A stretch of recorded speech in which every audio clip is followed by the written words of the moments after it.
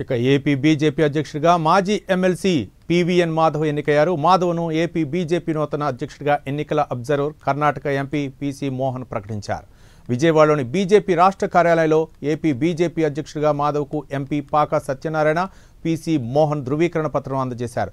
నూతన అధ్యక్షుడు మాధవ్కు పార్టీ నేతలందరూ శుభాకాంక్షలు తెలిపారు. నాయకత్వం పరంపరను ముందుకు సాగించే విధంగా అందరం కలిసికట్టుగా పనిచేద్దామన్నారు మాధవ్. ఇచ్చిన కార్యక్రమాలు ప్రజల్లోకి మరింతగా తీసుకెళ్లాల్సిన అవసరం ఉంది. ఆ విధంగా మనం తీసుకెళ్లి ఈ రాష్ట్రంలో నరేంద్ర మోడీ గారు అనే వ్యక్తి, భారతీయ జనతా పార్టీ కేంద్ర ప్రభుత్వం రాష్ట్రంలో అన్ని ప్రాంతాలకి చేస్తున్న సహాయం, వీటి కారణంగానే రాష్ట్రం ముందుకెళ్తుంది. ప్రతి గ్రామం, ప్రతి ఇల్లు నరేంద్ర మోడీ గారు వచ్చి వెళ్ళారు అని చెప్పి మనం చెప్పాల్సిన అవసరం ఉంది. ఏ పథకాలైతే వాళ్ళ ఇంటికి వచ్చాయి, ఏ పథకాలైతే గ్రామానికి వచ్చాయి, వాటిని తీసుకెళ్లాల్సిన అవసరం ఉంది.